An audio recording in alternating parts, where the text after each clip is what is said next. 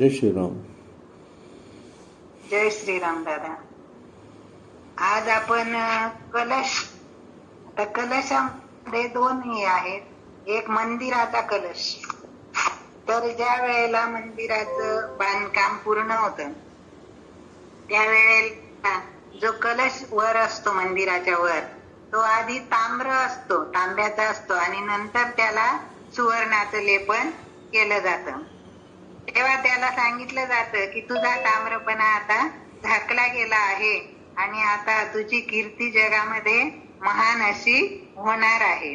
आता सुवर्णापेक्षा सुद्धा सोनेरी जीवन जे असतं ना, ते श्रेष्ठ असतं. आणि म्हणून मंदिराच्या शिखरावर जो कळस असतो त्याची कीर्ती ही कायमस्वरूपी असते. जसं बघा, एखादं महान कार्य असेल आणि त्या महान कार्यामध्ये एखादा लहान माणूस निमित्त बनला तर तो सुद्धा महान शिखरावर जाऊन पोहोचतो. जसं वाल्या कोळीचं जर आपण उदाहरण घेतलं तर प्रभू कार्यामध्ये तो निमित्त बनला. त्याचं जे जीवन होतं त्याने राम जीवनाचा महिमा गायला आणि म्हणून महर्षी वाल्मिकी तो झाला. म्हणजे रामाच्या जीवन मंदिराच्या उन्नत शिखरावर तो सुवर्ण कळसासारखा शोभू लागला आणि त्याचं नाव इतिहासामध्ये अमर झालं. म्हणून म्हणतात कुजंतम राम रामेती, राम रक्षेमध्ये आहे. तर या वाल्मिकींच्या वाणीमध्ये वेदांचं वैभव होतं आणि स्वरामध्ये कोकिळेचं माधुर्य होतं. आता पूर्वीच्या काळी आपले पूर्वज सुद्धा भावनेला प्राधान्य द्यायचे जास्त. भावपूर्ण जे जीवन असतं ना ते खूप महत्वाचं असतं. जसं दगडाचा दगड आहे आणि त्याला शेंदूर फाटला तर त्याचा लगेच तो देव बनतो. म्हणजे तिथे भावना माणसाची बदलते. आणि म्हणून भावना म्हणजे आपलं जीवन आणि भावशून्यता म्हणजे मृत्यू.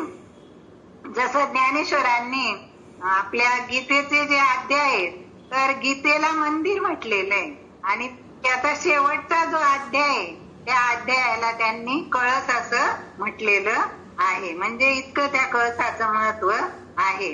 आता देव, तीर्थ, ब्राह्मण, मंत्र, ज्योतिषी, वैद्य आणि गुरु यांच्या बाबतीत आपली जशी भावना असेल ना तशी आपल्याला सिद्धी प्राप्त होते. आणि जर भावना नसेल तर आपल्याला त्याच्यातून काहीच मिळत नाही. पूर्वीचे लोक बघा, सूर्याला जड गोळा न समजता, आता विज्ञानामुळे सगळे म्हणतात की सूर्य एक जड गोळा आहे असं आहे, पण पूर्वीचे लोक देव मानून त्याची उपासना करायचे. तसं वरुण म्हणजे पाऊस, तर पावसाला पण ते देव समजायचे आणि पूजा करायचे. पण तसं पाहिलं तर पाऊस फक्त हा 4 महिनेच असतो, 8 महिने पाऊस नसतो. मग आता काय करायचं?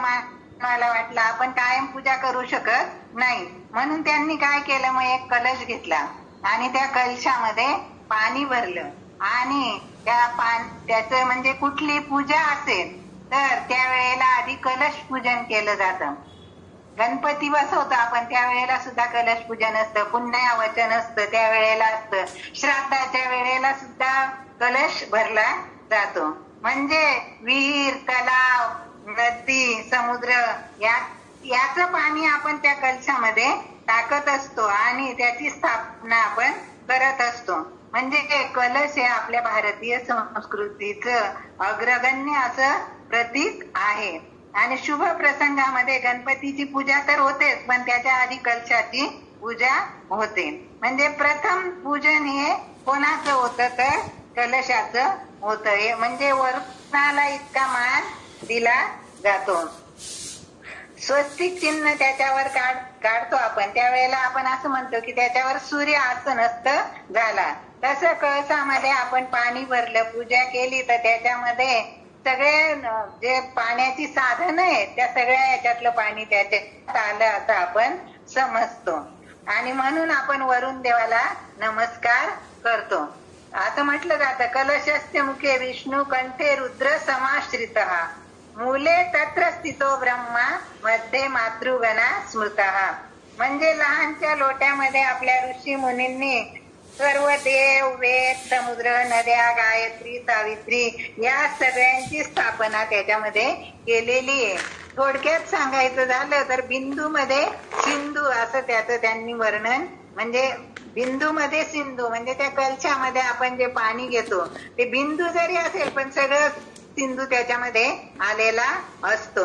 आणि कोणी आज पाहुणे आले, कोणाचं स्वागत करायचं असेल तर कलश घेऊन उभ्या राहणाऱ्या कुमारिका पण आपण तिथे उभ्या करत असतो. हा स्वागताचा एक वेगळा प्रकार आहे. गुजरातमध्ये नवरात्रामध्ये गरबा म्हणजे हे सुद्धा कलशाचंच प्रतीक आहे आणि तो सजल असण्याऐवजी सतेज असतो. तसं आपलं स्थापत्य शास्त्र आहे ना, त्याच्यामध्ये पण कळसाला महत्व दिलेलं आहे. आपला मानवी देह जो आहे तो सुद्धा कलशाचं प्रतीक आहे. आपलं शरीर पवित्र आहे, सुंदर आहे, दर्शनीय आहे, पण कुठपर्यंत? जोपर्यंत जीवन रूपी जल आणि प्राणात्मक ज्योत आपल्या शरीरामध्ये असेल तोपर्यंत आपलं शरीर हे कलशासारखंच आहे. आणि एकदाचा जीवात्मा गेला त्याच्यातून तर ते मूर्तीहीन मंदिरासारखं बनलेलं असतं. आणि म्हणून देहरूपी गटामध्ये हा जलरूपी जीवात्मा राहत असतो आणि तो निघून गेला तर या शरीराला कसली किंमत राहत नाही. आणि म्हणून जीवन मंदिराचा कळस आपण चांगला कसा होईल, आपला जीवन पूर्ण कसं होईल या पूर्णतेच्या अनुभूतीचं प्रतीक म्हणजे हे कलश आहे. आणि मंदिरात गेलो तर मंदिरात आपण भगवंताचं दर्शन घेतो, पण कळसाचं दर्शन घेतल्याशिवाय आपलं दर्शन पूर्ण होत नाही. आणि म्हणून या अशा कलशाला आपण पूर्णतेच्या अनुभूतीने नमस्कार करूया आणि आपलं जीवन पूर्ण कसं होईल याची अभिलाषा आपण घेऊया.